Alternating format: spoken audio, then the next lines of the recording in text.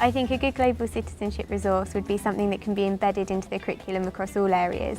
It may be an internet package or an online package that we can access. I go to a search engine and just type in what I'm looking for. We have a Skype link with a school in South Africa. It needs to be child-focused. Easy to use. Oh, definitely. For teachers and children. Absolutely. And something that will really get them thinking about their role as global citizens and where they fit into it.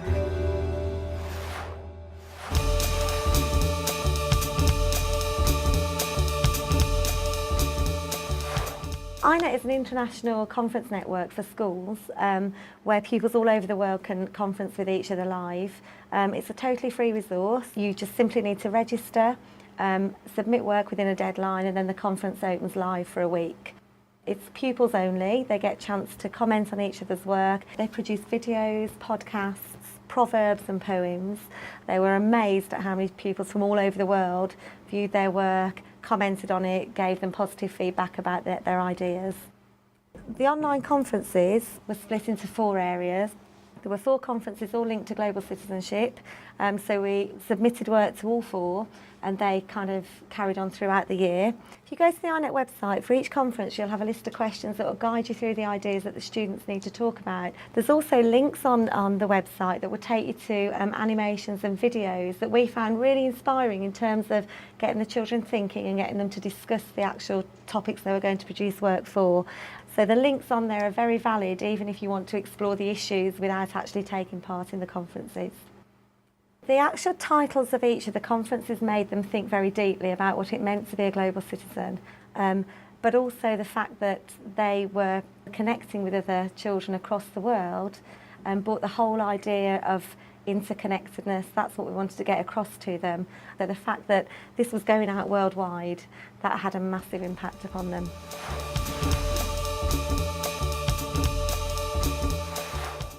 I'm really excited by the iNet. I think the idea of putting children's work on there instead of work from teachers, it gives the children greater ownership over what they're going to be seeing and accessing on there. Therefore, they know that they're looking at other children's work from, other countries. They'll be much more interested in it. They know it's not something the teacher's giving them. I thought the iNet was an interesting resource. It could be used towards Year 6 children and their school counsellors introducing different discussion topics and things, but it was definitely based more towards secondary children because of the vocabulary used and the way it was presented. It's not the easiest website to navigate through, and it is slightly aimed at the older children. However, I think it's very important that Year 5 and Year 6 are integrating and communicating with secondary school pupils. So I'd recommend it for Years 5 and 6. I think it's quite cross-curricular, it really is, because you could incorporate it into PSHE, you could bring it into language lessons, you could bring it into topic, geography. Topic, yeah. I think it lends itself very nicely to most things. Yeah, I'm really impressed with iNet. Something I really like is the quality of the debates and the discussions that are happening. We're talking about poverty and how can we look after the environment, things like that, and these are real, topical issues. If there's a forum posted for the children to use, they don't have to immediately respond, which in terms of Afghanistan would be ideal because there's obviously issues with connection and internet connection there. So they can respond in their own time, within the week frame. I think that in itself is a really useful way of contacting our schools and our partners internationally. I've heard that possibly there'll be another conference in November 2009 and we're keen to see if that goes ahead, and definitely if that's the case we'll be on board because the experience was wonderful and the children had a huge amount of learning experiences from it.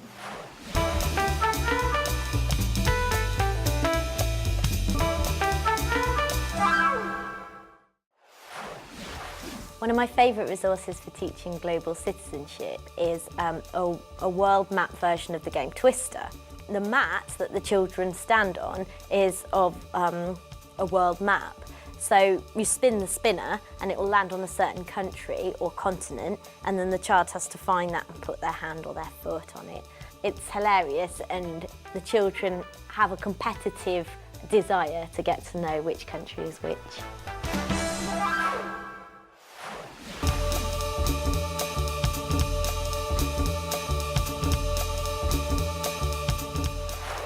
Got here some puppets that we use in our school, and they're a mix of gender and from different cultures and different ages as well.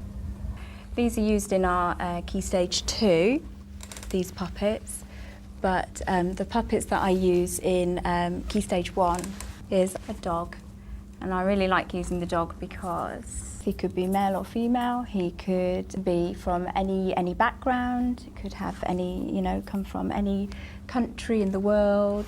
The children will immediately notice how differently the characters are dressed. Lots of talking points. So maybe that could begin a conversation about how in different cultures that there's a different way maybe of dressing, and also they could look at skin colour as well, because that's quite different as well. Absolutely. Global citizenship doesn't just mean, thinking about the world, especially with foundation stage and Key Stage 1, which is where I teach.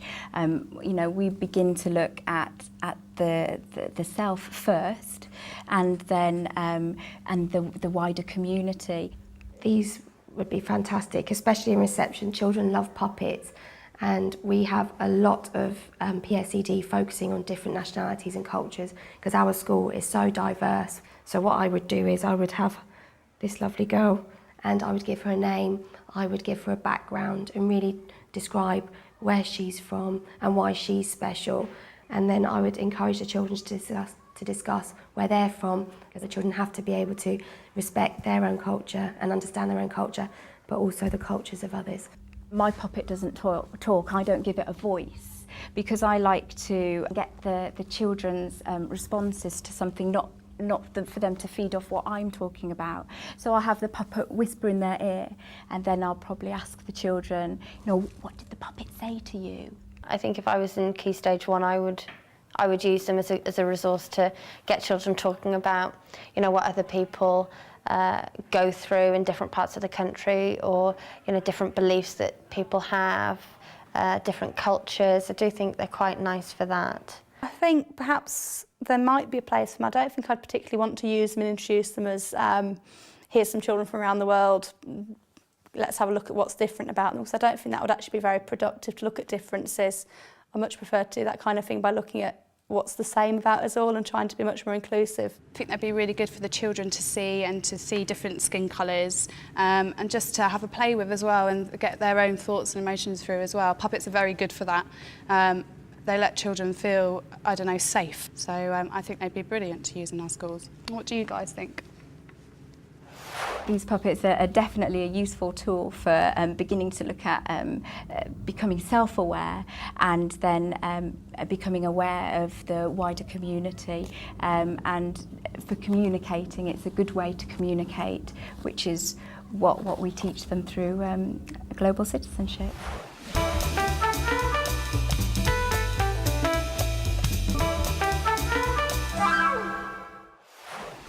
A resource that I really like using in the classroom for whole group work is to use Google Earth on the interactive whiteboard.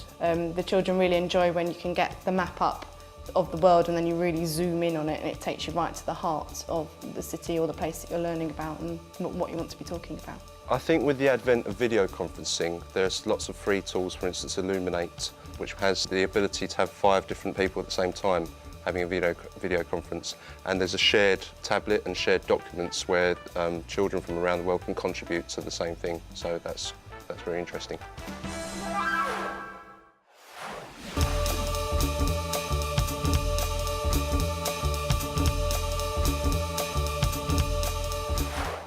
Riglo can be helped to assist in the teaching of global citizenship and raising awareness of that, because it's all centred around an English family that move to France, and obviously they have to fit in, they get to know the customs and the culture, and of course the most important aspect, learning the language. It's a fantastic interactive whiteboard resource. The children absolutely love it because it's all based on a family of characters which are quite quirky and colourful.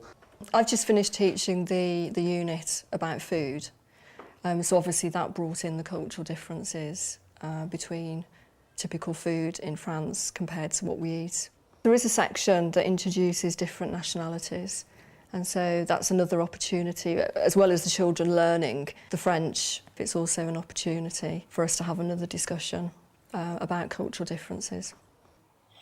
Il est britannique. Elle est canadienne. This is the starter screen, if you like, of the CD-ROM, and as you can see, the French course has been split up into 12 individual units, each with its own theme. If you select the unit, you will see then that within the unit there are several lessons, and within each lesson you have a whole range of activities. Basically, any icon which has a whiteboard image means it's an interactive resource, that's an interactive game or activity. Il est français. Bravo! Now this is actually a lesson plan because, again, with each lesson in Wriglow you do also have an outline of what you can do, how you can begin teaching the lesson. And in fact, in this box at the top it actually highlights cross-curricular links, etc. The accompanying teacher's book contains all the lesson plans for the individual units. The children absolutely love it. Or they love the colourful characters, the animations and the activities. What's fantastic is that it's all tied in with the Key Stage 2 language framework, which obviously brings in cultural aspects as well.